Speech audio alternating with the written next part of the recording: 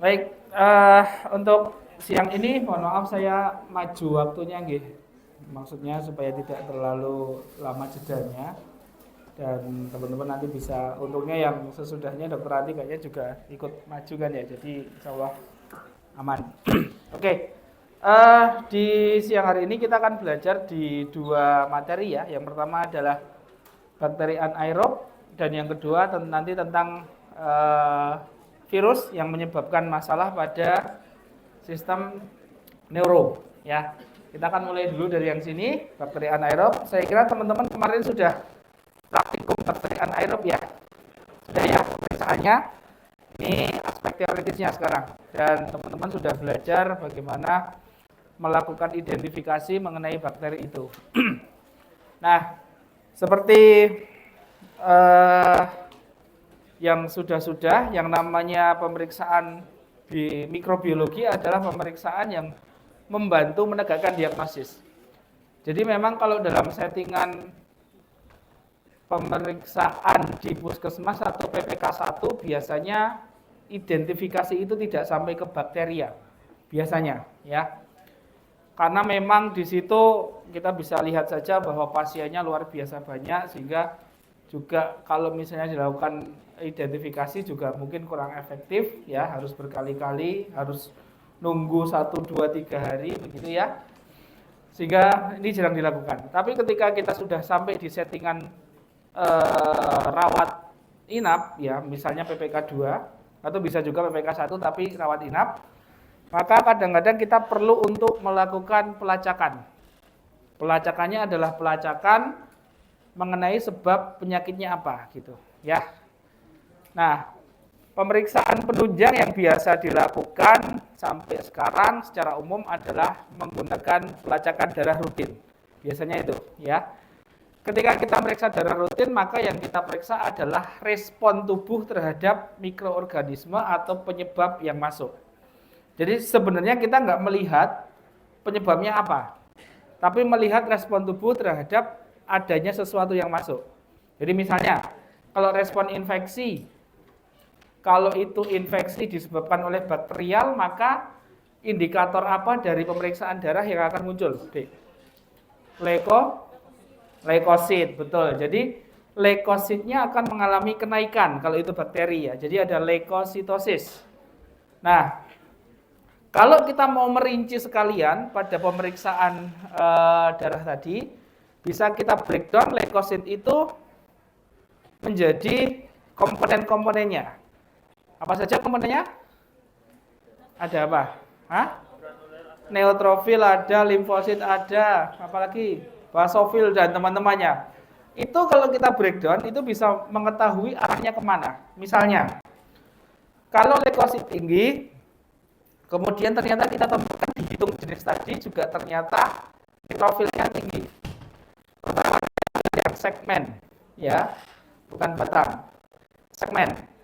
Nah, neutrofil yang tinggi, neutrofil yang segmen yang tinggi itu menandakan adanya infeksi dari bakteri. Kita cuman baru tahu itu, tapi bakterinya apa nggak ngerti, karena kita belum lacak. Jadi respon tubuh dulu, ya. Kemudian kalau sifat bakterinya itu bukan bakteri yang baru saja terjadi. Jadi kalau kita bagikan infeksi itu bisa sekarang, bisa lama gitu ya. Kalau bahasa kerennya apa? Akut sama kronis. Kalau akut nanti berespon dulu adalah neutrofilnya. Tapi ketika sudah berangsur-angsur menjadi kronis, nanti neutrofil nggak lagi dominan. Apa, Dek? Ganti ke limfosit. Ya, makanya infeksi misalnya TBC, Mycobacterium tuberculosis, itu nanti neutrofilnya nggak terlalu tinggi, tapi limfositnya yang akan dominan. Nah, itu respon juga. Kita bisa melihat dari situ. Lagi-lagi, kalau case-nya seperti ini, kita nggak melihat penyebabnya apa. Karena memang bakterinya tidak terlihat di situ. Ya kan? Itu dari darah rutin. Nah, biasanya, decision untuk menentukan ini perlu diberikan antibiotik atau tidak, itu berawal dari sini ini.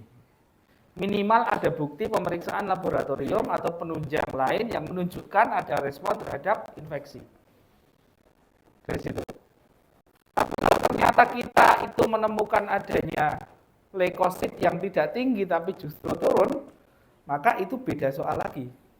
Kalau tadi kita mencurigai bakteri, berarti ini arahnya biasanya bukan bakteri, tapi virus. Mengapa virus? Karena virus bisa menekan sistem retikuloendotelial sehingga leukosit itu tertekan produksinya, kemudian mengalami penurunan. Beda lagi nanti kalau jenengan curiga ke arah parasit, apa yang muncul? Yang tinggi, eosinofil. Nah, jadi dokter itu melihat itu, ya. Tapi kalau kemudian setelah itu decision-nya, oke, antibiotik masuk gitu. Kemudian antibiotik masuk, antibiotik apa yang akan kita berikan? Kalau kita nggak tahu bakterinya apa, gimana jawabannya? Kita ngasih antibiotik apa? Kalau kita nggak tahu bakterinya apa. Apa pilihannya? Ya, pilihannya adalah pakai antibiotik yang spektrumnya luas. Biasanya begitu, ya. Atau jenengan samakan gejala yang muncul, kemungkinan besarnya apa? Lihat regimen terapi untuk protokol untuk yang seperti ini itu apa, gitu. Nah, biasanya kalau sudah infeksi ringan, yang seperti itu diberikan antibiotik asal minumnya benar, ya.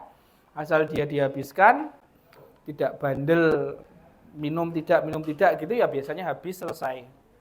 Tapi kemudian ada juga yang setelah satu regimen terapi itu misalnya dikasih amoxicillin sebanyak 15 kemudian kan itu untuk 5 hari gitu ya. Ternyata belum sembuh.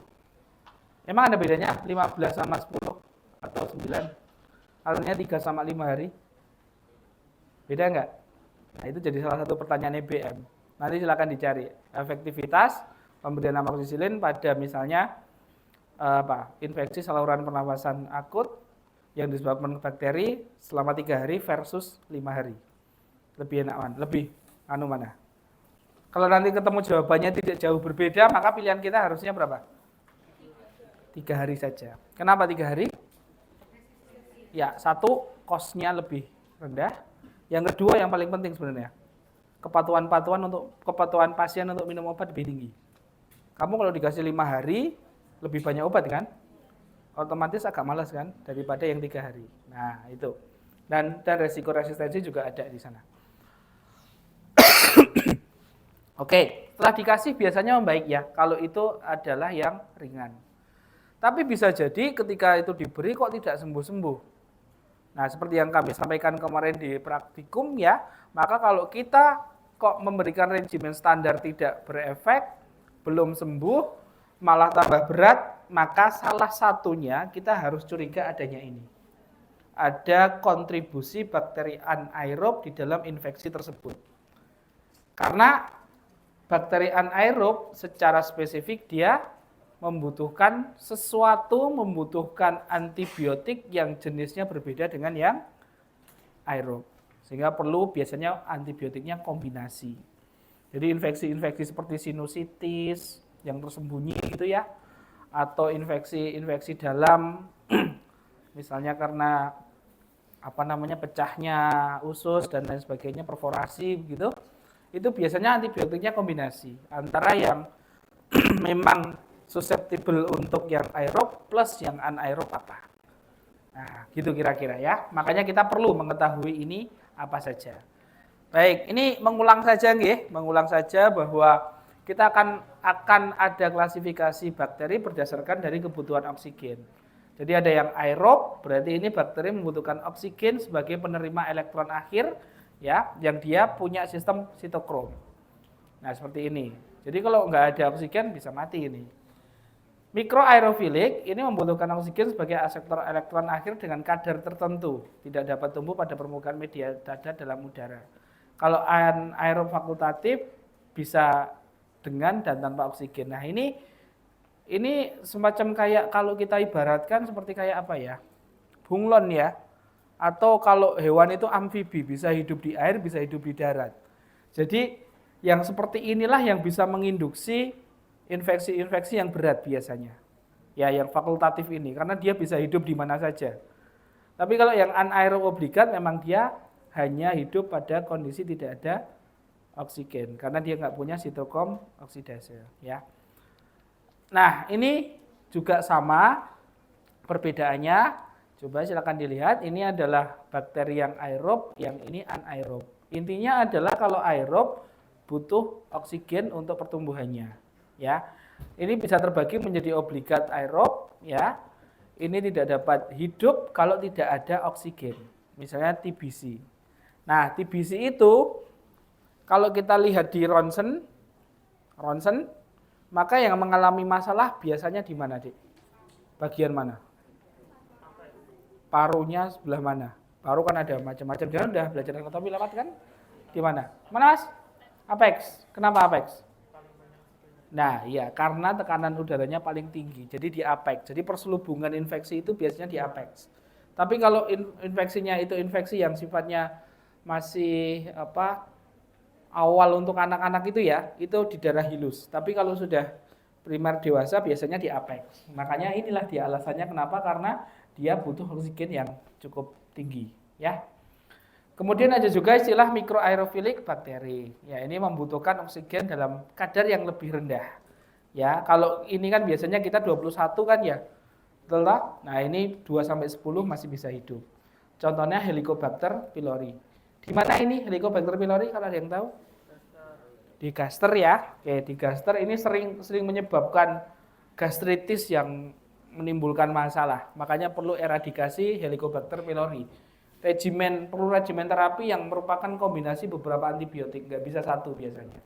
Yang ini juga, ini cukup bandel juga, TBC itu nggak bisa single terapi, dia harus beberapa kombinasi antibiotik jadi satu. Ya, oke, ini aerob. Kemudian yang anaerob, ini kebalikannya, dia tidak membutuhkan oksigen. Kemudian bisa kita bagi menjadi obligat anaerob bakteri yang hanya bisa hidup kalau tidak ada oksigen. Contohnya Clostridium tetani perfringens, ya. Ada juga yang anaerob bakteri, ini bisa kita golongkan dengan ataupun tanpa oksigen. Tapi biasanya kalau dia prefer ada oksigen, ya. Ini E. coli. Ini adalah flora normal di saluran cerna.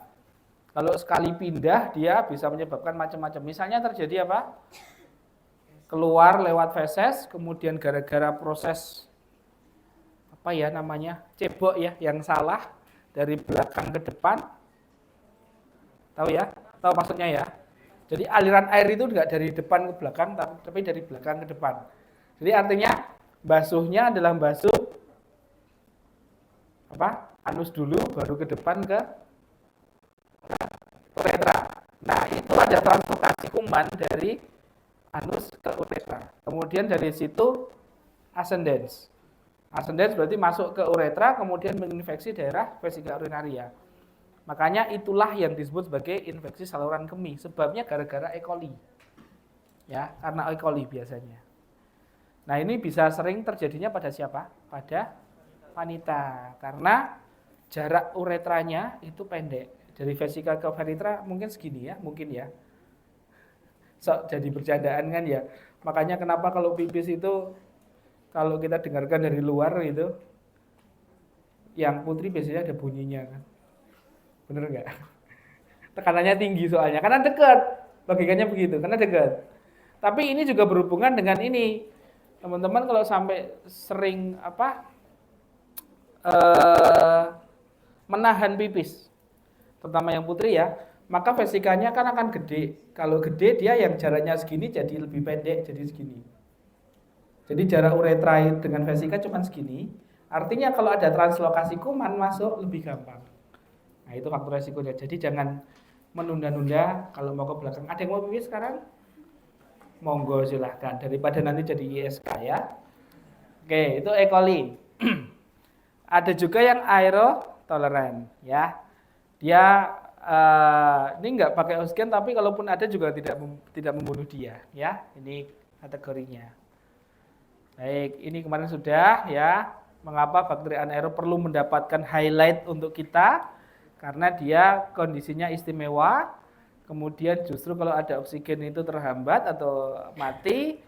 Kemudian dia sifatnya patogen tadi, yang fakultatif tadi ya. Jadi bisa bermasalah nanti. Seringnya di mukosa dan pada umumnya flora normal. Sekali lagi, flora normal kalau di kondisi biasanya dia tidak akan jadi masalah, tapi kalau sudah pindah ke tempat bukan aslinya dia, dan kemudian berkembang biak dalam waktu yang cepat dan banyak, maka ini akan menjadi bakteri patogen. Ya. Nah, karena itu tadi kita punya tantangan juga, merupakan ini, pengambilan sampelnya juga harus khusus ya. Kita harus usahakan sedemikian rupa supaya tidak ada oksigen yang ada di situ. Ya, kemudian juga butuh media khusus, biasanya semi solid. Kemudian untuk transport, pemeriksaan, dan pemeriksaan juga harus cepat ya. Tidak boleh ditunda lama-lama. Nah, ini tadi sama ya, kalau ini kita masukkan ke tioglikolat namanya. Jadi media ini adalah media untuk pertumbuhannya ya. Ini yang aerob obligat, ini hanya bisa hidup dengan oksigen. Makanya dia di atas karena tekanan oksigennya paling tinggi, ya. Yang ini anaerob obligat, dia cuma bisa hidup di paling bawah di mana oksigennya tidak tinggi. Okay. Nah ini kalau yang fakultatif anaerob bisa di dua-duanya, tapi dia lebih senang juga pada kondisi yang lebih banyak oksigennya. Ya.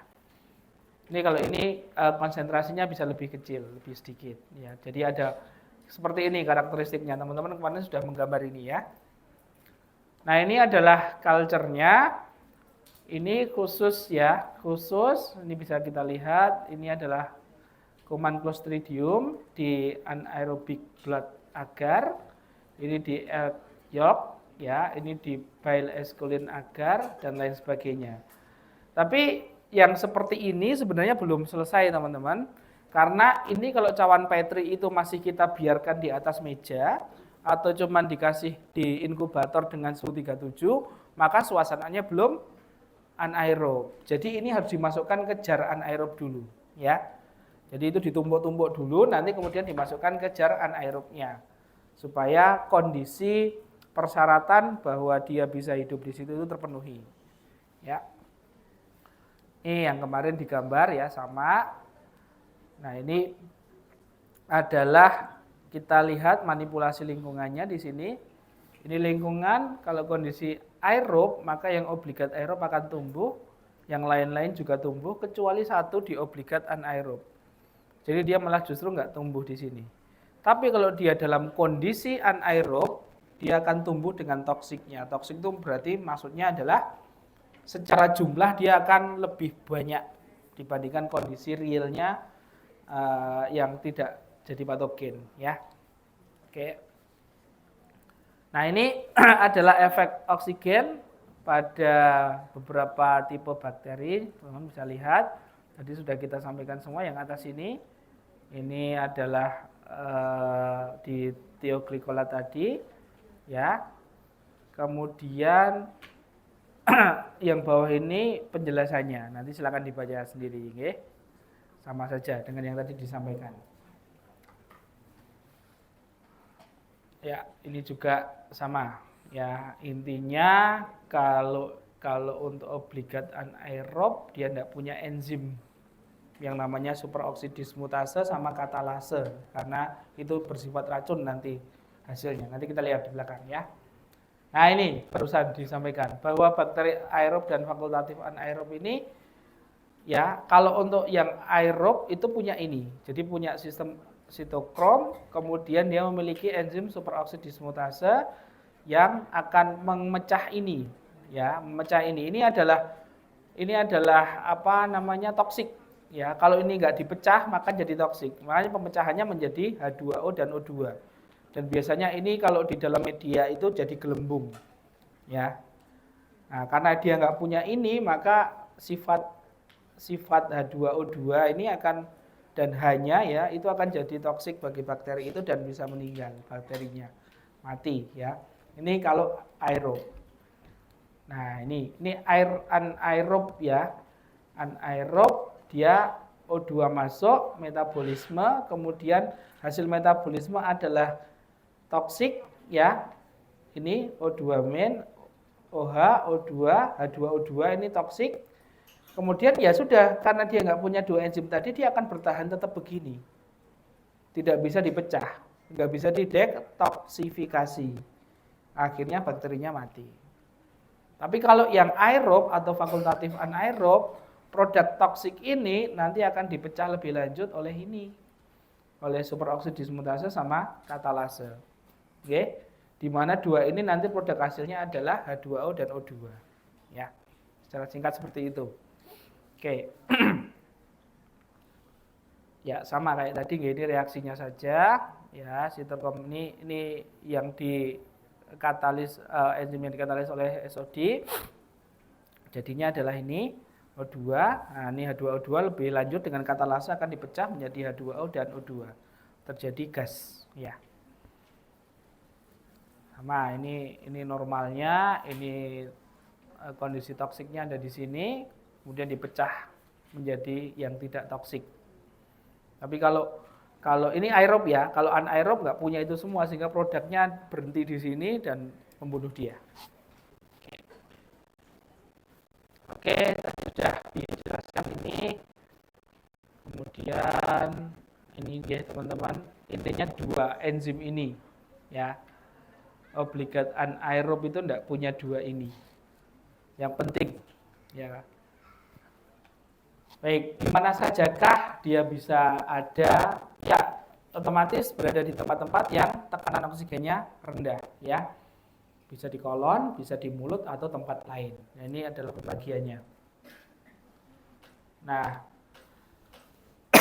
kemarin juga sudah kita sampaikan bahwa bakteri anaerob ini dia biasanya membuat kontribusi pada infeksi yang sifatnya campuran. Jadi campuran antara aerob dan anaerob ya. Awalnya itu biasanya ada infeksi aerob dulu, kemudian karena infeksi aerob itu terjadi, maka karena daerah situ adalah daerah mukosa yang gampang terbentuk pustulasi, jaringan abses, ya, maka kalau jaringan abses itu kan ada ada penurunan kadar oksigen di situ ya, penurunan kadar oksigen ini men-trigger pertumbuhan bakteri anaerob supaya muncul, ya, ini di daerah mukosa, ya, pembentuk infeksi yang tertutup atau abses. Abses tahu ya? Nanah kalau dipecah jadi nanah itu loh. Itu kan ada di sebuah ruangan yang tertutup, kemudian hasil metabolit bakterinya ada di dalam sana. Jadi suasananya adalah suasana anaerob, ya. Oke. Salah satu penandanya adalah ada eksudat atau nanah yang berbau busuk, dan kita bisa cek juga biasanya ada pembentukan gas ya. Karena ada jaringan inilah maka kadang-kadang juga antibiotik itu secara dosis tidak sesuai yang kita harapkan kalau untuk sampai sana ya. Makanya seperti ini. Kalau sudah terjadi infeksi berat sebaiknya pakai obat antibiotiknya yang oral apa injeksi? Alasannya? Biar cepat ngopo. Hah? Biar apa? Ini dokter Ranti mungkin atau dokter Nia mungkin ngajarin ini ya. Kenapa? Supaya memotong, bukan gitu. Memotong fosfas metabolisme di hepar. Jadi kalau kamu pakai obat oral itu masuk dulu di lambung, baru akan dicerna, kemudian nanti akan ditarik, diabsorpsi, kemudian masuk semua ke vena porta. Vena porta hepatika itu nanti mengolah dia sehingga dosis yang harusnya 1 menjadi tidak 1 lagi, tapi 1 minus sekian. Karena di metabolisme dulu di hepar. Nah, baru setelah dari hepar dia beredar ke organ target yang dibutuhkan. Sehingga apa? Kadarnya tidak sesuai yang diharapkan. Tapi kalau injeksi, misalnya injeksinya adalah intravena langsung, maka nggak lewat fosfas metabolisme. Dia dari pembuluh darah langsung masuk jantung, dari jantung didistribusikan ke organ target yang dia butuhkan.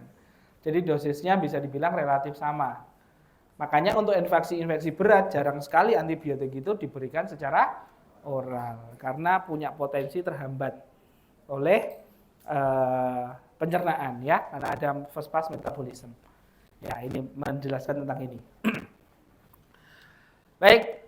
Infeksi piogenik adalah infeksi yang disebabkan oleh bakteri yang hasil akhirnya adalah tadi ada pustulasi ya, jaringan mukosanya, kemudian terjadi dom gitu ya, kemudian dalamnya ada cairan-cairan nanah ya, kebanyakan mixed infection, dan inilah Spesies anaerob ini merupakan predisposisi awal, jadi ada aerob dulu, kemudian terjadi nekrosis, turunnya O2, dan kemudian infeksi anaerobnya muncul gara-gara ini ya.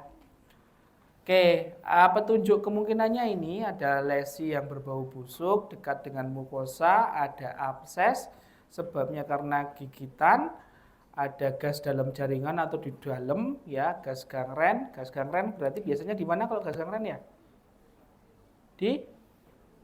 Tahu di mana? Di hasil nekrosis itu loh. Ya, biasanya di ujung-ujung kalau misalnya ini konteksnya infeksi atau metabolik gitu kan tahu ya. Apa namanya?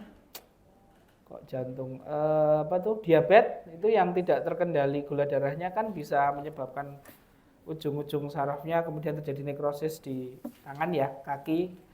Nah, ini bisa timbul gas gangren. Di situ biasanya ada infeksi anaerob. Makanya biasanya kalau yang seperti itu tidak lagi dilakukan terapi dengan antibiotik, tapi diapakan? Mohon maaf, diamputasi. Ya, karena supaya tidak terjadi penjalanan masuk ke dalam sepsis malah nanti bahaya. Ya, kira-kira begitu. Oke, ini petunjuknya. Ada eksudat ya dan lain sebagainya. Dan kalau kita periksa dari pemeriksaan gram, ini pleomorfik, bentuknya macam-macam untuk yang anaerob ya. Kemudian pada kultur aerob, jadi kita ambil sampel itu kemudian kita goreskan di media biasa yang suasananya aerob. Di situ kok nggak ada apa-apa gitu. Jadi ketika di bawah mikroskop kita cek lagi periksa gram kok kosong, nggak ada apa-apa. Maka kita bisa curiga bahwa ini adalah gara-gara anaerob. Mengapa begitu? Karena mati. Kan tadi suasananya aerob. Ya, karena dia bikin aerob, mati akhirnya. Nah, ini beberapa petunjuk ya. Jadi ada pleomorfik, kemudian kalau ditumbuhkan di kultur aerob, dia bisa mati. Oke. Nah, ini tempatnya di mana saja, bisa di sembarang tempat gitu, teman-teman semua, tapi silakan dicek, ini semua adalah tempat-tempat di mana kadar oksigen itu rendah. Sistem saraf pusat bisa abses, empiema subdural, abses epidural, dan itu sebabnya gara-gara ini. Jadi teman-teman jangan menyepelekan ini. Tahu sinusitis ya? Apa? Infeksi pada sinus. Sinus tahu? Sinus paranasalis, ada yang apa? Dia kontra itu ya. Nah, itu warnanya, nah, atasnya itu. Ada etmoidalis segala macam. Ada otitis. Dan sinusitis biasanya dari apa sih? Komplikasi dari apa? Dari rinitis biasanya, dari pilek yang tidak di manage dengan baik. Mungkin juga batuk dan lain sebagainya naik ke sini. Otitis juga ya. Otitis berarti infeksi pada telinga. Kalau kita bilang di sini ada kata-kata media, berarti itu telinga bagian tengah. Yang dalamnya adalah membran timpani, kemudian ada tulang-tulang itu ya. Nah, di situ. Itu kalau naik sedikit kan sudah ke perbatasan dengan kalvaria krani toh. Kalau naik sedikit lagi sudah masuk ke lapisan otak apa namanya? Meninges. Kalau meningesnya kena infeksi namanya meningitis. Kalau lanjut ke daerah otaknya namanya infeksinya namanya encephalitis. Jadi kalau dua-dua yang kena namanya meningoencephalitis. Nah, itu adalah kondisi-kondisi agak berat, teman-teman semua. Gara-gara ini juga gigi yang kemudian dia ada luka, kemudian infeksi naik ke maksila, naik ke atas, akhirnya sampai ke daerah otak. Ya, orangnya biasanya kalau sudah seperti itu tingkat kesadaran biasanya turun. Ya, kaku kuduk tingkat kesadaran turun, dan itu berarti untuk kondisi-kondisi itu butuh perawatan yang lebih rinci lagi. Oke, ini tulis abses peritonsiler. Tahu abses peritonsiler? Tonsila palatina mandibula, tonsila palatina liqualis. Kemudian dia di antara itu ada nanah di situ. Nah, itu abses peritonsiler. Biasanya juga karena kondisi anaerob ya. Traktus gastrointestinal juga banyak karena di sini juga kadar oksigennya rendah ya. Biliaris berarti di empedunya nggih pankreas atau peritonitis, peritoneumnya ya. Genital ada abses Bartolini, endometriosis, tubo ovarial abses berarti di tuba dan ovarium, kemudian PID, pelvic inflammatory disease dan lain sebagainya. Ini yang di traktus genital. Di vaskuler juga bisa. Kalau kita ngomongin sepsis atau bakterimia berarti kuman itu sudah masuk ke pembuluh darah. Jadi dia sudah sistemik ya, atau abses-abses yang lain ya. Ini ada ulcus decubitus. Tahu ulcus decubitus apa tahu? Ada yang tahu ulcus decubitus? Sudah masuk ke ini belum berapa sih? 8 ya? Oh berarti belum. Ada orang yang ketika sakit dia tidak bisa berdiri, cuman bisa berbaring ya. Kondisi berbaring itu menyebabkan tekanan punggung itu kenceng, jadi tekanan hidrostatiknya ngumpul di situ, darah segala macam akan ngumpul di situ, terjadilah stasis. Kalau terjadi stasis berarti digoyangkan sedikit atau digeser sedikit apa? Potensi lecet. Nah kalau lecet kemudian luka terjadi ulkus, nah itulah ulcus decubitus. Makanya orang yang dirawat di rumah sakit atau orang yang dirawat di rumah gara-gara misalnya lumpuh atau stroke atau semacamnya, maka dalam beberapa jam sekali wajib dimiringkan. Wajib diposisikan berbeda dengan dia di awal. Karena untuk mencegah adanya ulcus decubitus. Karena ini nanti bisa jadi port de entry. Kalau port de entry masuk akhirnya apa? Menginfeksi seluruh tubuh, terjadi sepsis. Jadi bisa jadi orangnya meninggalnya gara-gara bukan karena sakitnya itu. Saya beri contoh, saya pernah punya kasus ada pasien itu jatuh dari pohon apa ya saat itu? Kelapa. Jatuh, brek. Kemudian dia itu tidak bisa menggerakkan kaki. Tangan masih bisa tapi sini umbilikus ke bawah ini nggak bisa. Teman-teman silakan dicari, itu nanti setinggi vertebra berapa kan bisa dilihat ya. Nah berarti itu masalahnya di vertebra kan, tapi kemudian dia dirawat di rumah. Dirawat di rumah karena kaki itu nggak bisa merasakan dan kemudian juga ternyata dia tidak, ya mohon maaf memang orang yang tidak punya ya, akhirnya rawatannya seadanya, bahkan aspek kebersihannya tidak begitu diperhatikan, sehingga ujung kakinya itu ya, bukan decubitus, kakinya itu dikrokoti tikus. Serius ini krokoti tikus jadi lukanya membesar. Orangnya sebenarnya nggak masalah itu maksudnya masih hidup normal, biasa makan bisa ini bisa, cuman dia kalau BAB BAK memang nggak bisa merasakan, ya. Tapi luka di ujung kaki itu lah yang akhirnya membuat dia meninggal. Gara-gara apa? Kumannya masuk pembuluh darah, terjadi infeksi sistemik dan kemudian sepsis, nggak ketolong. Kalau sepsis, kan bakteri itu bisa menyebabkan apa? Pembuluh darahnya mengalami vasodilatasi. Jadi kalau toksin-toksinnya itu kan nanti bisa vasodilatasi. Jangan bisa bayangkan kalau terjadi vasodilatasi di vena, maka yang kembali ke jantung darahnya akan berkurang apa enggak?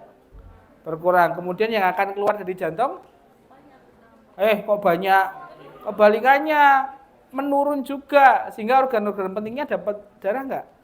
Ya udah, itulah shock septic. Akhirnya meninggal gara-gara suplai oksigennya nggak sampai ke otak. Jadi bukan karena jatuhnya, tapi gara-gara perawatannya yang tidak begitu memperhatikan kebersihan, sehingga daerah situ itu banyak tikus gitu ya. Oke teman-teman, yang kayak gini-gini walaupun tidak secara langsung, tapi ternyata punya pengaruh. Oke, lanjut. Baik, ini adalah posisi-posisinya nggih. Ini ada GPAC, ada yang tahu GPAC nggak, Dek? Gram positif anaerob coccus. Maksudnya itu, ya. Nanti dicari sendiri apa. Tapi ini posisinya ada di sini. Kalau mau dicari apa. Misalnya oral, biasanya anaerobnya 90% ada Actinomyces, Eubacterium, Lactobacillus dan teman-temannya ini banyak. Inilah kemungkinan-kemungkinan bakteri anaerob yang berpotensi menjadi masalah di tempat-tempat tertentu itu. Ya, oke. Nah, kalau pemeriksaan penunjang, bagaimanakah kita pendekatannya? Tentu saja yang pertama, secara klinis kita harus curiga dulu bahwa itu adalah infeksi anaerob. Apa tadi kecurigaan kita? Infeksinya membandel, memberat, tidak sembuh dengan regimen biasa. Kemudian ada pus, ada bau busuk, dan lain sebagainya tadi ya. Nah, itu kita punya itu dulu. Setelah itu, maka kita harus mengambil spesimen dengan syarat tertentu. Jadi, ini ya, spesimennya bisa macam-macam, bisa darah, urin, abses, dasar luka, jaringan biopsi, tapi ini kondisinya harus anaerob. Ya, misalnya urin suprapubik. Urin suprapubik itu kan langsung diambilnya dari vesika urinaria. Jadi, tahu nggak pengambilan urin itu biasanya gimana? Ada 3 cara biasanya. Satu, yang paling umum adalah namanya urin pancar tengah. Urin pancar tengah, namanya midstream urin. Caranya gimana? Pasien diomongin bawa tabung, kemudian silakan pipis yang awal tidak usah ditampung. Pancaran pertama. Ya, yang tengah-tengah ditampung. Karena pancaran pertama itu adalah mendorong apa? Kalau ada luka, kalau ada epitel terlepas, kalau ada apa-apa, biar keluar dulu. Kemudian yang mid, yang tengah itu kan menggambarkan vesika urinaria. Itu, ya. Kemudian yang belakang memang tidak digunakan, jadi yang tengah saja. Ya, jadi midstream urin. Kalau disuruh begitu kan berarti kontak dengan oksigen kan?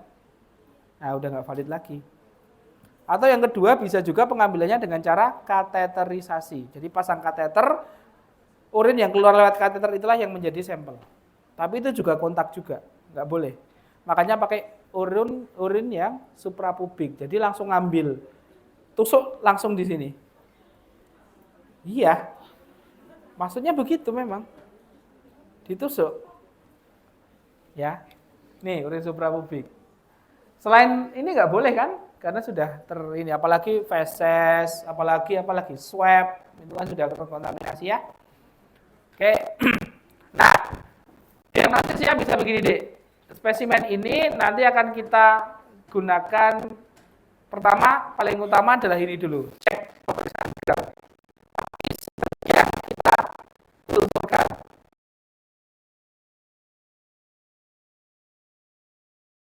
Antibiotik sensitivity panelnya. Ya. Ini dari sini digunakan untuk fermentasi, ciri-ciri biokimiawi maupun gas kromatobiografi. Hujan ini. Ya. Jadi ini pertama kali harus dicat gram dulu. Nanti gram ketemu 2 nggih, gram apa? Positif dan negatif. Nah, kalau gram positif nanti warnanya ungu, negatifnya merah, ya. Kalau ada di sini dicat gram ini kok bentuknya macam-macam beda-beda, berarti itu pleomorfik. Kalau pleomorfik berarti nunggu ini kemudian dilakukan pemeriksaan yang lain. Nah, kemudian setelah itu kita identifikasi sesuai dengan tabel yang dibutuhkan apa. Kira-kira gitu logikanya ya. Secara umum begini, ini makanya spesimen anaerob harus gram dulu. Setelah gram, ini sebagian dimasukkan ke sini agar bersirah darah sama metronidazol. Ingat, metronidazol adalah antibiotik yang masih disepakati sebagai eradikator untuk bakteri anaerob ya. Kemudian inkubasi segala macam. Nanti ikutin aja alur ini dan kemudian nanti untuk checking akhirnya nanti bisa pakai antibiotik ya, sensitivity. Nah, ini caranya pengelolaannya aja. Nah, ini penggolongannya teman-teman. Anaerob itu secara ini bisa bacillus, bisa coccus, bisa juga gram positif dan negatif, dua-duanya ada. Ini contoh-contohnya, oke? Oke. Jadi nanti di sini kalau yang penting biasanya adalah ini aja sih. Yang Clostridium, kemudian Bacteroides sama Fusobacterium. Kalau gigi biasanya pakai satu lagi apa ya? Oh, Fusobacterium. Ini ini Propinylbacterium biasanya nyebutin apa? Nyebabin apa tahu? Masalah wanita biasanya nih. Cowok juga, Ding. Kalau cowok masak ini. Saya sih enggak. Enggak, apa? Jerawat. Salah satunya itu. Ya. Ya jerawat itu kalau yang gede tahu ya, yang awalnya sakit terus kok lama-lama merah, setelah merah nanti jadi putih. Nah, kan seneng mecahin itu enggak? Nah, itu adalah akne papulopustulosa. Jadi ada papul dan pustul yang dalamnya adalah hasil metabolisme bakteri ini. Bisa jadi itu anaerob. Bisa jadi salah satunya ya. Tapi karena bukan sampai cuma satu atau dua biasanya tidak begitu masalah. Makanya ada kalau yang punya akne yang agak biasanya dikasih antibiotik toh. Ya karena penyebabnya adalah bakteri. Oke, lanjut. Oke, cara pengambilannya saya kira nggak usah ini kemarin ya, baca saja. Kemudian prosedurnya sama ya, harus gram dulu, kemudian masukkan kultur, kemudian habis itu dilakukan ini ya sampai kepada disantibiotik. Nah ini anaerob kulturnya, inkubasi harus tertutup semuanya. Ini adalah cawannya ini masuk ke sini semua, titik-titik semua ini ya. Oke, harus kondisi anaerob. Jadi ini kan ketika kita masukkan kan masih ada O2-nya toh. Tapi kemudian kita hilangkan dengan ini, anaerobic gas kit ini.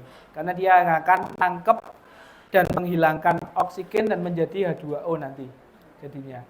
Nah ini, ya dengan katalis palladium biasanya. Baik, ini kemarin sudah, lanjut saja mengingatkan. Kalau ketemu gambar seperti ini berarti ini ada zona yang dihambat, yang jernih. Dan yang sebelah luar ini adalah zona yang merupakan koloni dari bakterinya. Jadi kemampuan antibiotik itu untuk menghambat sampai sini. Jadi kalau kamu penelitian, misalnya pengen penelitian tentang pola kepekaan kuman terhadap apa gitu, nanti ngitung diameter ini deh. Ya, ngitung diameter itu nanti. Ini banyak dilakukan bagi teman-teman yang ambil KTI di bagian mikro. Biasanya seperti ini. Saya kemarin baru bimbing 2 atau 3 yang seperti ini juga. Ya. Oke, kita lanjutkan. Ini hasil pengecatannya. Negatif, nah positif tadi sudah dilihat. Ini adalah 3 spesies yang penting. Mengingatkan lagi, Clostridium, dia batang gram positif ya, warnanya ungu. Kalau dilihat di sini ujungnya ada yang jendol ini ya.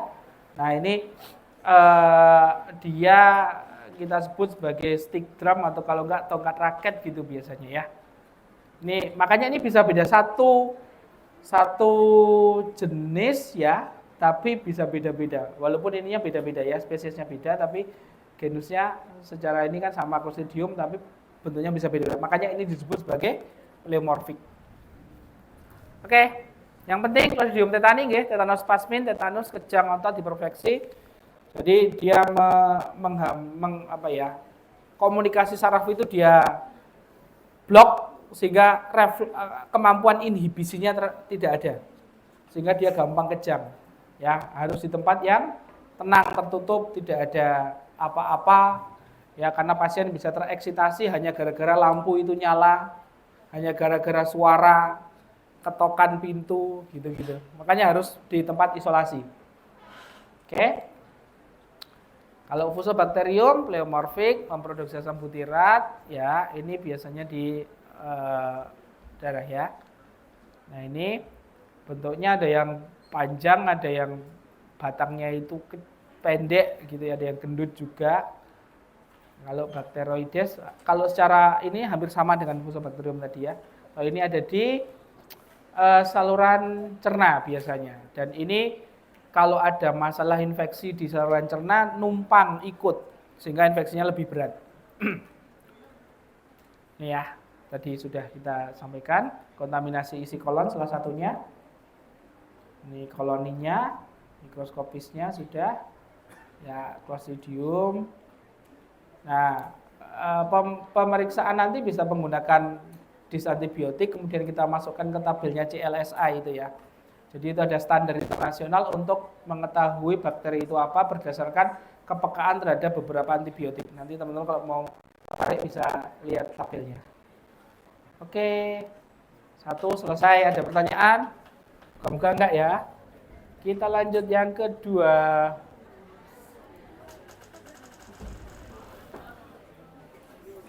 Nah, kalau kita ketemu yang neurological, ini arahnya ke virus ya. Ke arah virus. Nih. Jadi infeksi di saluran saraf pusat itu sering penyebabnya itu secara dominan adalah virus. Mengapa bisa? Karena ada virus yang bermultiplikasi di jaringan saraf dan dia menimbulkan kerusakan sel. Otomatis karena ada kerusakan berarti akan mengalami gangguan fungsi, ya. Jadi tanda dan gejala neurologisnya akan sangat berhubungan. Ya, teman-teman kemarin sudah praktikum ya untuk skill lab-nya ya, yang saraf ya. Kan ada refleks, ada tonus klonus gitu kan ya. Nah, gangguan-gangguan itu bisa dilihat dari pemeriksaan yang kemarin kalian lakukan. Jadi, apakah itu sarafnya saraf tepi atau saraf pusat, jangan akan bisa kategorikan dulu. Ini SSP atau yang bukan. Ini biasanya kita sebut sebagai upper motor neuron atau lower motor neuron. Jadi kalau lower motor neuron kenanya biasanya ya hanya di situ. Misalnya kenanya di kaki sebelah kiri, maka sifat kiri itu biasanya nanti akan apa? Atrofi. Kalau enggak nanti akan terjadi apa? Ya refleksnya cuma ada di situ, enggak di tempat lain. Tapi kalau pusat bisa silang, bisa macam-macam. Ya nanti teman-teman saya kira sudah latihan itu ya. Oke. Kemudian infeksinya dari mana? Nah, ini dari peredaran darah dan juga bisa dari jalur saraf. Ini kebetulan kita nggak bahas rabies ya. Misalnya virus rabies ini bisa melalui saraf perifer. Dan ini lagi lumayan genting ini, terutama mana ya? Bali ya. Bali itu rabies sudah lumayan tinggi. Ciri khasnya pasien kalau rabies apa? Takut sama air, hidrofobia. Hidrofobia. Ya. Dan ini sekarang untuk dapat vaksinasinya, anti rabiesnya susah. Karena dinas itu memborong untuk di-drop ke daerah-daerah resiko tinggi. Jadi kalau di sini, di Jogja itu, kalau di Sleman, pusat rabies itu, kalau ada yang misalnya, ini ya informasi aja, di RSUD Sleman atau di Puskesmas Kalasan atau di Puskesmas Godean 1. Nanti akan ditanya-tanya dulu, tapi jenengan ini digigitnya anjing peliharaan apa anjing liar, atau kucing peliharaan apa kucing liar. Nanti kucingnya harus diamati. Kalau kucing peliharaan tolong diamati dulu selama sekian hari. Kalau tidak ada tanda-tanda anjing gila atau kucing gila ya nggak usah, berarti itu tidak perlu gitu. Tapi kalau anjing liar yang gigit, tapi ini kebangetan sih, kok anjing liar bisa gigit itu berarti kan ada yang iseng ngerjain biasanya ya, terus ngejar kan gitu. Nah kalau anjing liar ya memang harus diprofilaksis gitu ya, karena nanti memang bahaya ini. Oke, secara waktu kita bisa bagi jadi akut dan kronik ya, seperti ini. Kalau akut tadi sudah kita singgung sedikit ya, ensefalitis berarti infeksi pada jaringan otaknya. Tanda-tandanya seperti ini, mengantuk. Ini kayaknya di sini juga berarti ensefalitis nih ya, yang pada ngantuk. Tapi nggak kejar-kejar ya, alhamdulillah ya. Oke, nggak apa-apa. Nah, saya Mas santai, dengan mau tidur mau enggak, monggo. Tidak terlalu mempermasalahkan itu. Oke, bisa jadi juga dia paralisis. Ya ini ya, flaccid paralysis ini yang sering. Jadi ada kejadian yang sifatnya mendadak, orangnya tiba-tiba nggak bisa jalan. Ya, nggak bisa jalan. Itu istilahnya ini, akut paralisis biasanya. Dan ini biasanya adalah paralisis di ekstremitas bawah. Ya, tanda ini, seperti ini. Oke, kemudian ada juga aseptic meningitis lebih ringan. Kemudian ada juga post infeksius. Jadi kejadiannya sudah lama, tapi karena virusnya itu dorman, bisa bertahan di situ, maka bisa terjadi serangan sewaktu-waktu. Ya. Nih, tadi Flaccid paralysis berarti hilangnya tonus otot dan tidak adanya refleks tendo pada bagian yang mengalami paralisis. Berarti yang dicek apa ini? Tonus, terus refleks patofisio dan juga kekuatan otot. Nah, untuk memastikan dia pakai kena flaccid paralysis atau tidak dengan cara itu. Ini kalau ini yang ringan tadi sudah nggih, kemudian encephalomyelitis otak dan medula spinalis. Jadi kalau myelum itu hubungannya dengan medula spinalis ya. Kalau ada poliomyelitis berarti nyerangnya biasanya di medula spinalis. Nanti kita bicara itu. Oke, ini yang akut nggih. Virus bisa macam-macam, ada herpes, ada ini ya paralisis ini bisa enterovirus. Nah, polio itu termasuk bagian dari enterovirus biasanya ini pembagiannya. Selain itu masih ada yang lain, ya. Nah, yang kronik biasanya sangat jarang, nggih. Kemudian ini nanti akan berpengaruh terhadap tingkat intelektualitasnya. Panjangnya bisa beberapa bulan, bahkan tahunan, tapi juga bisa progresif. Ini juga menimbulkan kematian. Ini biasanya yang kronik, otak. Kemudian penyebabnya apa? Ini ada measles, ada GC, macam-macam. Tapi ini jarang. Oke, kita akan masuk ke sini ke poliomyelitis, salah satu yang kita angkat yang paling banyak terjadi saja. Apa yang jangan ketahui tentang polio di Indonesia? Apa? Apa yang jangan ketahui tentang polio di Indonesia? Apakah Indonesia sudah bebas polio? Belum, beneran. Yakin? Nanti kita lihat ya. Apakah cakupan imunisasinya sudah tinggi? Lumayan tinggi. Lumayan tinggi, kita lihat. Oke. Ini cirinya seperti ini ya. Jadi kalau poliomyelitis, penyakit yang disebabkan oleh virus polio, dia menyerang sistem saraf dan dapat menyebabkan kelumpuhan. Ya, dari mana asalnya? Jadi ini rutenya adalah fekal oral. Teman-teman sekali lagi ingat fekal oral. Berarti dari makanan yang dimakan dan keluar lewat tinja. Biasanya adalah dia di situ ada aliran sungai. Jadi di ujung sana, atas sana digunakan untuk apa? Nyuci makanan, memasak dan juga untuk BAB. Yang bawah juga begitu. Ikut aliran, keambil lagi, dimasak, masuklah ke kita. Ya, nah seperti ini secara epidemiologis bisa kita lacak dari aliran tadi. Atau sumber airnya sama. Biasanya begitu. Ya. Nih, kemudian anak berusia 5 tahun, walaupun sebenarnya polio ini bisa menyerang siapa saja tanpa melihat umur. Tapi kenapa kok fokusnya di anak? Ya karena kalau di anak otomatis kan dia masa depannya masih panjang, ini adalah indikator kesehatan yang cukup penting gitu ya, sehingga intervensinya itu lebih ke anak-anak ya. Ini nggak bisa disembuhin deh, tapi dengan imunisasi. Nah, lihat ini. Indonesia itu dinyatakan bebas polio oleh WHO tahun 2014. Jadi tadi jawabannya gimana? Bebas apa enggak? Bebas. Oke, kita lihat next slide. Nah, yang dinyatakan bebas oleh WHO tahun 2014 itu akhirnya muncul lagi di tahun 2022. Setelah 8 tahun berarti ya. Lihat ini.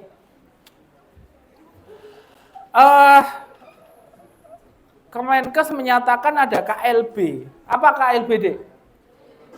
Apa sih definisinya?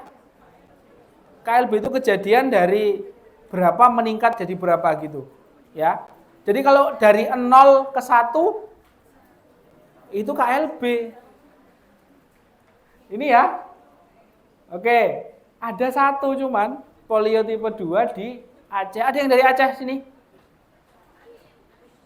Aceh. Mau tahu aja ini daerah ini memang banyak sungai atau sumber airnya gimana? Gimana? Jadi biasanya berhubungan dengan itu ya. Awal November, jadi udah bebas 8 tahun sejak WHO tetapkan bebas polio, dia 7 tahun. Nah, ciri khasnya adalah otot ini mengecil. Ya, dan teman-teman bisa lihat di sini cakupan vaksinasi 91, 92, 94, kemudian 80, 87, 80. Menurun ya? Oke, kita analisa. Kenapa menurun? Ya, gara-gara COVID. Jadi gara-gara COVID, vaksinasi turun, virus polio liar muncul lagi. Nah, ini kan tinggi, sudah bagus, lumayan. Tapi 2021 ini kan COVID nih. Jadi cakupannya rendah lagi. Dan kalau kita lihat Aceh nomor 2 terendah memang. Papua nggak tahu ya ada kasus apa enggak, apa mungkin nggak dilaporkan atau gimana juga bisa. Karena di sini cakupannya juga paling rendah. Kalau di tempat lain ya ini. Jakarta kok bisa rendah gimana ya kira-kira ya? Kan aneh itu. Teman-teman terakhir-terakhir ini pernah dengar lagi nggak yang namanya apa? Pekan Imunisasi Nasional, PIN. Oh dulu itu sering, nah sekarang nggak pernah ada ya. Nah untuk mempercepat cakupan tadi biasanya PIN, salah satunya polio biasanya itu. Ya, seperti ini. Kondisi kita seperti ini sekarang ya. Ada kasus lagi tapi kayaknya 22 sampai sekarang kok kayaknya belum dilaporkan lagi. Tapi artinya kita harus waspada bahwa virus itu yang dinyatakan sudah tidak ada bisa muncul lagi karena virus polio liar. Liar itu gimana maksudnya? Maksudnya orang yang tidak kena imunisasi dulu, kemudian dia fesesnya ini kemudian translokasi ke yang lain ya. Oke, kalau gejalanya ini bisa kita bagi 3 ya, non paralitik, paralitik sama sindrom pasca polio. Yang biasanya jadi masalah ada yang ini, yang paralitik. Ya. Nih, jadi kelumpuhan itu di fase ini, ya. Kemudian nanti setelah itu mungkin jarak 10-15 tahun lagi muncul lagi kelemahan otot yang progresif, lebih mudah lelah dan seterusnya. Tapi kalau yang non paralitik ini seperti kayak flu biasa aja. Ya, nanti kita akan kulik ininya virusnya. Cara efektifnya dengan vaksinasi sebenarnya, karena ini nggak bisa disembuhkan tapi bisa dicegah ya. Oke. Nah, virus polio itu virus akut yang melibatkan saluran gastrointestinal dan menyerang sistem saraf pusat. Artinya sebenarnya kalau sampai masuk ke sistem saraf pusat itu kejadian yang luar biasa. Karena umumnya dia tidak ke sana. Mungkin 1-2% saja. Tapi 1-2% jadi masalah besar, gitu ya. Karena biasanya cuma di gastrointestinal. Transmisinya bisa fekal oral atau oral. Jadi bukan hanya fekal oral, tapi droplet pun bisa. Ya, droplet pun bisa. Jadi orang bicara percikan udaranya itu bisa ada yang masuk itu bisa menjadi infeksi, ya. Oke. Ini dulu pernah jadi booming di tahun-tahun 2000-an ya. Di sini. Nah, ada 22 negara yang sebelumnya dinyatakan oleh bebas polio. Kemudian ada virus polio liar. Nah, ini dari negara yang endemik. Jadi ada orang dari sini pindah naik pesawat dan kemudian ini menyerang negara itu gitu ya. Ya pindah-pindah aja sebenarnya. Tapi kemudian kita bisa pemberantas ini ya menjadi 99% sejak tahun 80 walaupun sekarang masih tetap dilakukan ya. Nanti kita lihat imunisasinya kayak apa. Oke. Nah, pada umumnya asimptomatik ya. Yang sedikit yang simptomatik sebenarnya. Gejala kalaupun ini simptomatik yang terjadi adalah ini, flaccid paralysis dari satu anggota gerak badan atau bisa juga quadriplegi, 4-4-nya. Tergantung setinggi mana apa ini? Sum tulang belakang. Medula spinalis itu terkena. Semakin tinggi maka semakin anggota gerak semakin banyak yang terlibat. Tahu ya? Kalau bawah itu yang kena adalah torakal ke-10 ke bawah, berarti cuma kaki, nanti naik ke atas naik lagi. Kalau sampai ke daerah yang kena adalah di daerah servikal, maka tangan kaki bisa kena semua. Tergantung dari mana lesinya. Ya. Karena dia mengikuti neuron, maka masalah pernapasan bisa muncul juga. Jadi bisa henti nafas. Jadi dia bisa meninggal tiba-tiba gara-gara henti nafas karena virusnya nyerang otot nafas, ya, yang saraf nafas. Walaupun kematian itu jarang. Tipenya ini tipenya ada tipe 1, 2, 3, masuk lewat mulut, kemudian berkembang biak di tenggorokan dan GI tract, kemudian lewat pembuluh darah, itu dibawa ke saluran saraf pusat, dan disinilah dia bereplikasi dan merusak sel yang sifatnya motorik. Ya, dia harus menempel pada sel reseptor dulu dan mentransfer RNA virus pada kompartemen sel yang sesuai. Nah, ini masuknya kalau dalam kategori dia masuk ke human enterovirus dan ini familinya adalah Picornaviridae. Enterovirus ini bersifat stabil dalam pH asam. Nah, ini dia 3-5. Itulah sebabnya kenapa dia nyaman sekali dengan fekal oral. Karena nggak bisa dihancurkan oleh asam lambung. Ya, karena pH-nya kan rendah, sama seperti ini. Dan dia bisa menghuni secara sementara di sini, walaupun dia juga bisa diisolasi atau diambil dari tenggorokan dan usus bawah. 37 sesuai dengan suhu tubuh manusia, nggih. Tapi dia tidak aktif kalau dipanaskan dalam suhu 55 selama 30 menit, ya. Oke. Ini jadi dia pakainya RNA positive stranded kecil, ya. Kemudian tidak ada envelope-nya, ya. Ini yang sama cirinya seperti ini ada filiovirus, hepatitis A, rhinovirus, enterovirus. Ya, ini tipe 1 contohnya, ya. Oke. Polio terdiri dari genom RNA dan kapsid. Genom rantai tunggal positif, ya, sebanyak 7.500 nukleotid. Partikel ini mempunyai diameter sekitar 300 angstrom dengan simetri ikosahedral. Masa hidupnya pendek, atas RNA, dia tidak berselubung, ya. Ini kondisi ini sering disebut sebagai virus yang simple. Nah, ini genomic structure-nya, ya. Oke, serotype-nya ada 1, 2, 3, 1 disebut Mahoney, Brunhild, yang kedua Lansing, yang ketiga Leon. Jadi nanti virus itu kalau imunisasi harus mencakup ketiganya ini biasanya. Tapi salah satu ada yang dinyatakan sudah hilang. Ya, sudah hilang dan kemudian hanya diberikan 2 jenis saja. Tapi kemudian sekarang muncul itu akhirnya dirubah lagi sistem imunisasinya, ya. Oke. Bedanya mana? Bedanya ada di protein kapsidnya, kemudian protein kapsid ini berfungsi mengenali sel reseptor yang spesifik dan menentukan antigenisitas virus. Jadi keparahannya atau kemampuan dia menimbulkan penyakit tergantung dari ini. Ya. Nah, PP1 paling sering ditemukan, ya, walaupun ketiganya itu infeksius. Tadi yang liar kan 1, ya, disebutnya. Oke, siklus hidup ini diawali dengan pengikatan virus pada permukaan reseptor sel CD. Kemudian virennya masuk ke dalam sel melalui proses endositosis, kemudian RNA-nya lepas. Setelah itu, pemotongan poliprotein akan menghasilkan protein virus yang matur dan terjadi translasi RNA, ya. Nah, seperti ini.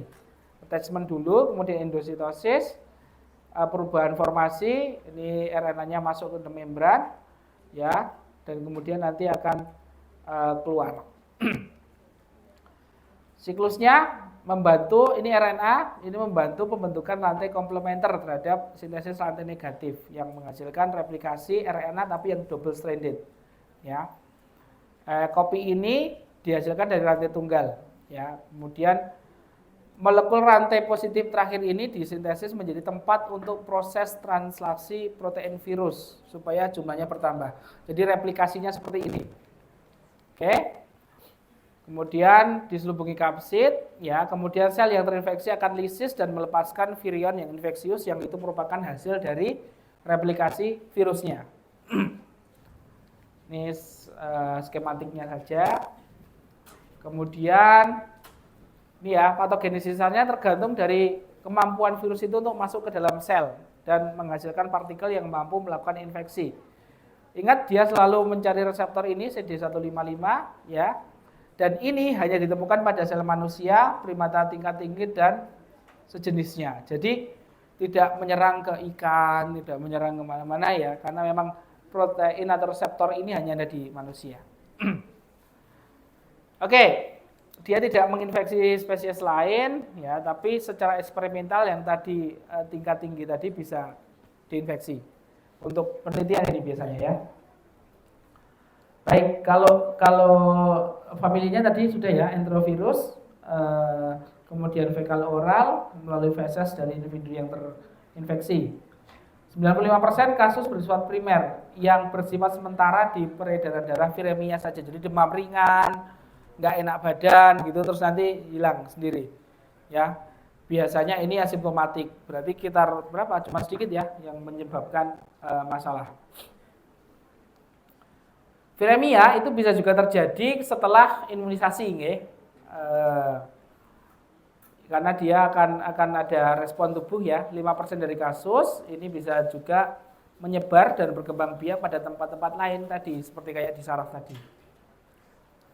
Oke, ini kemudian perkembangan biakan pada tempat-tempat tadi akan jadi viremia sekunder. Nah, di sini mulai muncul lagi demam, sakit kepala, dan nyeri tenggorokan. Kemudian paralisis pada poliomyelitis ini hanya pada 1% kasus. Artinya yang lain tidak ada masalah deh, tapi satu pun jadi masalah nasional akhirnya, ya. Karena ini preventable. Kalau preventable itu berarti ada masalah di mana? Di pengelolaannya. Ya, entah itu mengenai pencegahan atau pengobatannya, tapi biasanya kalau sampai lolos ada kejadian berarti preventifnya nggak jalan. Oke. Nah, ini baru terjadi masalah ketika virus itu memasuki SSP dan berkembang biak di saraf motorik, di medula spinalis, batang otak atau korteks motorik, dan menyebabkan kerusakan yang selektif pada saraf motorik, ya, sehingga terjadilah paralisis yang sifatnya bisa permanen atau temporer. Dampak lain bisa kegagalan nafas dan kematian, tapi ini sedikit kasusnya kalau tadi semakin tinggi dia menginfeksi, ya. Ini diperkirakan sebagai perubahan tidak sengaja sebenarnya. Dari aslinya kan dia kan gastrointestinal, tapi kalau bisa kejadian di saraf, ini adalah kejadian tidak sengaja katanya begitu secara teori. Apa sebabnya? Seperti ini. Ada 3 teori yang mendukung, ya. Apa itu? Yang pertama seperti ini. Virus dari darah itu langsung masuk ke SSP dengan melewati saraf otak dan tidak terganggu satu mana. Kalau yang di gastrointestinal kan tergantung sama ini ya. Atau kemudian yang kedua ditransportasikan dari otot ke medula spinalis melalui jalur saraf dengan transport aksonal retrograde. Jadi penjalanan saraf itu bisa jadi tempatnya dia bergerak ya, dari perifer menuju ke sentral. Kemudian bisa juga dugaannya adalah menginfeksi SSP melalui monosit dan makrofag yang terinfeksi. Jadi 3 dugaan ini, mengapa kok dia bisa sampai ke saraf, walaupun dinyatakan ini adalah ketidaksengajaan, karena kasusnya yang sangat kecil sebenarnya. Ya. Oke, immunity, individu yang terpapar poliovirus, ya, baik lewat infeksi atau imunisasi, biasanya dia mengembangkan imunitasnya. Imun individunya akan melawan virus yang berada di tonsil ini, ya. Kemudian infeksi oleh satu jenis poliovirus tidak akan mampu membuat imun tubuh melawan poliovirus jenis lain. Nah, inilah sebabnya kenapa kok ada pekan imunisasi nasional. Kalau dulu di awal-awal COVID namanya apa? Kenapa orang harus vaksin? Apa? Awal-awal, kenapa kok harus vaksin? Pernah dengar kan yang namanya herd immunity? Herd immunity, jadi imunitas kelompok. Nah, ini juga pekan imunisasi nasional itu diharapkan kalau semua orang diimunisasi dengan imunisasi virus, maka akan muncul imunitas yang sama. Artinya perlindungannya sama, nggak ada kesempatan lagi ada yang virus polio yang akan liar dan menularkan ke yang lain. Gitu intinya. Ya, tapi mungkin ini secara biaya segala macam memang tinggi, nggih. Tapi intinya itu adalah untuk herd immunity. Oke, mekanismenya gimana dia menghindar? Nah, ini kondisi keasaman ya, memang dia sukanya di asam ya, dan dia ternyata punya kemampuan virus untuk berkembang biak secara cepat. Gitu. Oke, sekali lagi asimptomatik ya. Kondisi sakit itu cuma 4-5% mungkin di sini ya, 8% boleh. Kemudian bisa terjadi aseptic meningitis, bisa juga flaccid paralisis ya, kecil sekali sebenarnya, nggak banyak gitu ya. Akut paralisis, tiba-tiba orangnya lumpuh, bisa jadi karena virus polio atau sebab lain. Bisa virus lain pun bisa ya. Makanya perlu dideteksi lebih lanjut. Oke, keterlibatan nervus kranial dan paralisis atau pernapasan dapat muncul walaupun ini jarang. Penemuan dari cairan LCS ya, ini merupakan ciri khas dari viral meningitis. Berarti kalau meningitis berarti harus kontak dengan cairan LCS. Kalau cairan LCS-nya ada virus polio berarti memastikan bahwa ada infeksi itu ya. Nah, ini tadi sudah tipenya asimptomatik atau ringan, kemudian infeksi dengan gejala tambahan di central nervous system, sama di paralytic poliomyelitis, walaupun ini kecil ya. Ini ya, flacidnya sebenarnya 1 dari 1000 katanya begitu. Oke. Masa inkubasi ringan 3-6 hari, onsetnya 7-21 hari. Biasanya pakai patokan ini. Ya. Diagnostiknya kita bisa dapat dari usapan faring, feses, urin, ya. Kemudian tinja juga. Nah, ini kalau ada suspected ini langsung kita ambil ya, segera untuk diperiksa. Kemudian fesesnya untuk ngecek apakah ada feses yang lewat feses. Ya. Sebenarnya treatmentnya hanya suportif kalau untuk polio, tidak ada yang spesifik karena virus ya, hanya isolasi dan kemudian pencegahan kontak ya untuk bayi dan anak selama di rumah sakit. Jadi makanan segala macam harus disendirikan. Oke, masuk ke polio vaksin ya. Ada 2 jenis, ada yang oral sama injeksi, IPV dan OPV. Sejarahnya dulu ini udah tahun 50-60-an ya, kalau nggak salah ya. Polio vaksin itu biasanya oral, biasanya. Dikasihnya oral.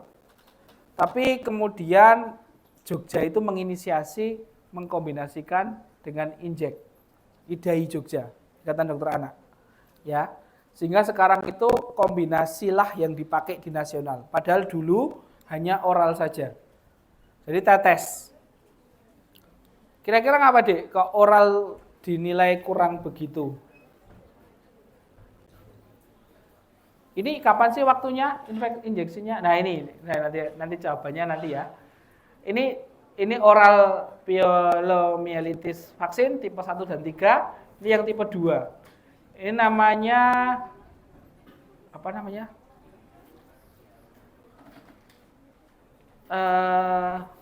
Dua itu apa? Bivalen. Nah, bivalen. Nanti ada yang trivalen juga, ya. Oke. Ini yang oral, ya. Ada yang 3, ada yang 2, tergantung dari kebutuhannya. Ini produksinya Bio Farma. Nah, kalau yang ini yang injeksi 1, 2, 3. Kalau ini yang dilemahkan ya. Ini IM kan ya, ada tulisan IM harusnya. Mana IM? Nah ini, IM atau SC, berarti intramuskuler atau subkutan. Ya. Ini vaksinnya. Kemudian ini adalah rekomendasinya. Silakan dilihat di sini, oral polio vaksin ini awalnya di umur 6, 10, 14 minggu. Berarti berapa bulan? Bulan kedua, ketiga, keempat ya. Nih, yang lain masih banyak yang lain. Nah, ini anak-anak emang harus ini semua, karena kalau enggak ini terjadi, padahal ini preventable kok enggak dilakukan ya, yang salah pengambil kebijakannya. Oke. Nah, ini tipe oral polionya ada yang trivalen, bivalen, monovalen ya. Nah, ini perlu dicek dulu yang beredar di situ yang mana gitu untuk untuk pemberiannya. Tapi biasanya langsung trivalen ini sih. Ya. Dan ini masih menjadi primary vaccine untuk eradikasi. Nah, bedanya apa? OPV dan IPV ini Dek ya. Ini di drop, jadi tetes saja. Jadi buka mulut, tetesin gitu ya. Dan ini isinya adalah virus hidup yang dilemahkan. Ya. Dia prosesnya nanti di usus dan ini berhubungan dengan pembentukan herd immunity yang tadi kita sampaikan ya. Sama. Trivalennya karena 3 proteksi terhadap 3 ini ya, bivalen 1 dan 3. Tapi kalau yang ini injeksi, ini adalah virus yang dibunuh, jadi tapi proteinnya masih ada. Tapi tetap artinya dia tetap menimbulkan respon imunitas ya. Tapi dia lewat darah proses imunitasnya ya. Kemudian ini rutin imunisasi juga ternyata di WHO itu. Ini loh, the switch from trivalent to bivalent. Jadi dulu karena WHO mengatakan bahwa yang yang satu itu sudah punah gitu. Ya, tapi ternyata masih ditemukan. Ini PV protects against tip 1, 2 dan 3 ya untuk yang injeksi. Ini rekomendasi terakhir dari IDAI, teman-teman silakan lihat, polio ada di sini. Jadi dibutuhkan 4 kali. Ya. Lahir bulan ke-0, kemudian bulan kedua, ketiga dan keempat. Ya, ini 1 2 3 4. Nah, ini masa-masa pertumbuhan nanti kalau teman-teman sudah punya anak kayak gini ini akan jadi kenangan karena masalahnya banyak yang muncul nanti. Ya, beneran. Karena ini adalah optimalisasi tumbuh kembang di awal-awal. Ya. Ini keterangannya vaksin polio ya di atas ini. Vaksin polio oral diteteskan ke mulut bayi ketika akan pulang. Jadwal pemberian vaksin polio lengkap terdiri dari BOPV saat lahir, ini oral ya, 3 kali BOPV dan minimal 2 kali injeksi. Jadi butuhnya berapa? 4 plus 2 ya. Sesuai panduan Kemenkes pada usia 4 dan 9 bulan. Gitu ya. Supaya apa? Mengurangi tadi, menghilangkan masalah yang sempat muncul di Indonesia yang dibilang sudah bebas dari polio tiba-tiba muncul lagi. Oke, itu mungkin untuk kuliah hari ini. Apakah ada pertanyaan? Semoga tidak ya. Habis ini masih ada satu kuliah lagi, masih ada jeda waktu setengah jam. Kalau mau leren-leren dulu. Mungkin itu yang bisa saya sampaikan. Terima kasih. Semoga bermanfaat dan sukses untuk kedepannya. Terima kasih. Assalamualaikum warahmatullahi wabarakatuh.